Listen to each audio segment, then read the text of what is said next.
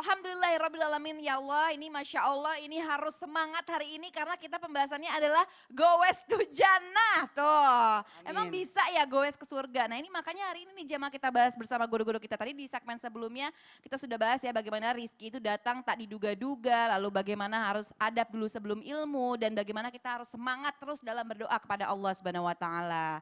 Nah, Ustadz Ahmad kan, jadi ini Iya waktu Kak itu Aca. ya, saya pernah lihat berita viral katanya ada seseorang nih rela bersepeda melintasi negara nih. Nah, bahkan ikhlas. Nah, ini kan keren banget ya. Bahkan dia dengan beramal nih untuk yayasan-yayasan gitu loh. Ini kan dari negara ke negara itu kan bisa berbulan-bulan loh Ustadz ya, Masya Allah ya. Nah, ini kalau lihat tadi ini biasa bahkan terbilang ini bisa ekstrim nih beramal dalam semuanya. Nah, tapi apakah benar seseorang yang berniat bersepeda untuk beramal telah Allah catat amal yang berlipat ganda bahkan sebelum orang ini memulai bersepeda. Ya. Masya Allah, silakan Ustadz.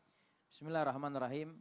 Ini pertanyaannya luar biasa karena kalau saya perhatikan sesuai banget dengan tema kita pagi hari ini, Gowes to Jannah. Mungkin pemirsa di rumah bertanya-tanya, ini temanya Gowes to Jannah tuh maksudnya apa sih? Emangnya bisa orang naik sepeda ke sorga? Maknanya adalah, ini salah satu pertanyaan yang berkaitan dengan tema kita kali ini. Ketika ada seseorang yang dia menempuh perjalanan yang begitu jauh dari negeri Belanda ke Indonesia untuk memberikan sumbangan kepada satu yayasan. Mungkin didasari dengan niat yang kokoh, semangat yang kuat, dan juga ada hobi di dalam bersepeda. Sehingga itu menyebabkan dia sampai ke Indonesia dan juga memberikan niatnya untuk memberi bantuan kepada yayasan yang memang membutuhkan pertolongan. Dan ini Nabi sudah katakan di dalam hadis baginda Rasul Nabi Muhammad SAW, kata Rasulullah, ta'allamun niyat fa inha ablagul amal. Belajarlah kalian ilmu niat karena sesungguhnya orang yang mengetahui memahami tentang ilmunya niat maka dia akan sampai amalnya kepada Allah Subhanahu wa taala. Karena banyak orang sekarang yang nggak paham ilmu niat sehingga melakukan kegiatan apapun tidak dia niatkan maka bisa menyebabkan tidak mendapatkan pahala dari Allah Subhanahu wa taala. Makanya penting belajar tentang ilmu niat. Makanya semua amal ibadah kita, sholat, puasa, zakat, haji, umroh, sedekah dan lain sebagainya pasti diawali dengan niat. Di antara salah satu rukunnya adalah niat. Maka niat ini penting untuk kita pelajari.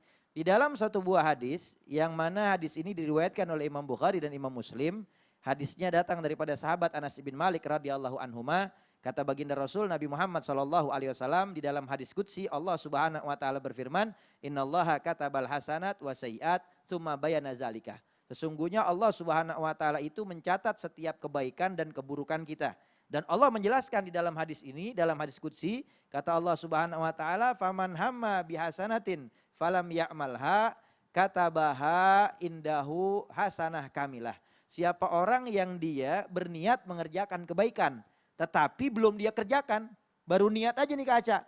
Saya niat nih, nanti kalau pulang dari pengajian saya mau sedekah fakir miskin. Masya Allah. Tapi belum dikerjain baru niat. Maka kata Rasulullah dicatat adalah bagi orang tersebut di sisi Allah Subhanahu wa Masya taala Allah. satu kebaikan yang sempurna. Padahal belum dilakuin Belum ya Ustadz dilakuin, ya. baru niat aja. Tapi kata Allah. baginda Rasul Nabi Muhammad SAW, wa in hamma biha fa'amilaha katabaha indahu asru hasanat ila sab'ina di'fin ila sabumi'ati ila adafin katirah.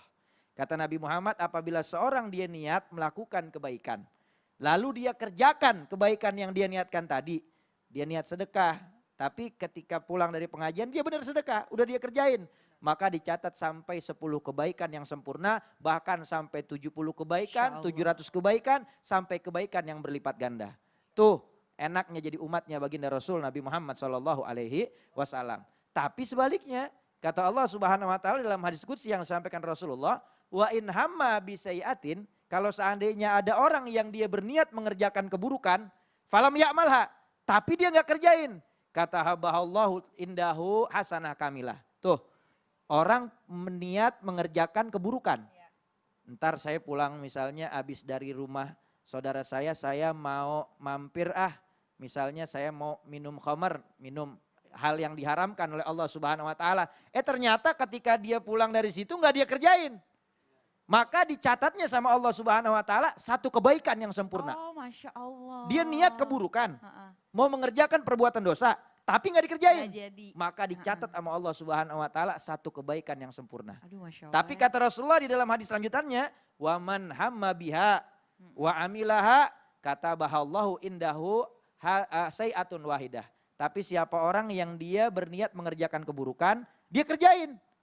Maka dicatat itu cuma satu keburukan. Tuh luar biasa. Jadi umatnya baginda Rasul Nabi Muhammad Sallallahu Alaihi Wasallam. Makanya penting belajar ilmu nih niat. Dan saya yakin orang yang tadi jauh-jauh naik sepeda ini untuk bertujuannya dalam hal kebaikan, saya yakin pahalanya besar. Kenapa? Maka na aktsaru amalan, kana aktsaru fadlan. Siapa orang yang banyak pengorbanan di dalam amalnya, maka banyak juga pahalanya dari Allah. Masya Allah. Nah Ustadz ini berarti, tadi kan kata Ustadz Ahmad kan ini pentingnya niat ya. Nah ini kalau misalnya nih orang udah niat nih, aduh saya mau beramal tapi di tengah jalan misalnya ya innalillahi, misalnya meninggal. Sudah dicatat kebaikannya. Itu termasuk husnul khotimah gak sih Ustadz? Termasuk tergantung meninggalnya kenapa dulu. Oh, iya, tapi kalau niat yang dia niatkan, ketika dia niat itu maka dia sudah dicatat kebaikan oleh Allah Subhanahu wa taala. Masya Allah luar biasa ya. Terima kasih banyak Ustadz Ahmad. Sama-sama Kak Aja. Ya, jadi lagi-lagi pentingnya niat ya jamaah ya. Jadi bismillah mudah-mudahan goes kita ini banyak maslahatnya ya. Jadi jangan asal goes-goes aja tapi nggak bermanfaat. Tadi kata Ustadz Ahmad kan, Masya Allah.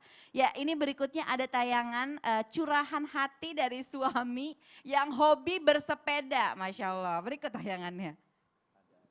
Buat istri-istri, kalau suaminya izin goes, tolong. Jangan ditanya sampai rumah jam berapa. Kita kagak punya jawaban pasti. Masa kita harus ngitung pakai rumus waktu tempuh sama dengan jarak tempuh dibagi kecepatan rata-rata. Belum goes udah keringetan kita. Lagian kecepatan kita kalau goes tuh kagak rata. Kadang kenceng, kadang pelan, kadang nongkrong. Kita goes itu bukan sekedar olahraga tapi pengen me time. Jangan dikasih beban. Pernah sih sekali lu nggak nanya pulang jam berapa, tapi lu titip makanan. Gue jadi kepikiran. Kalau gue belum sampai rumah berarti lu belum makan. Kesannya gue zolim. Sepanjang jalan gue diteror, udah di mana sampai mana. Ya Allah, gue berasa ojek online.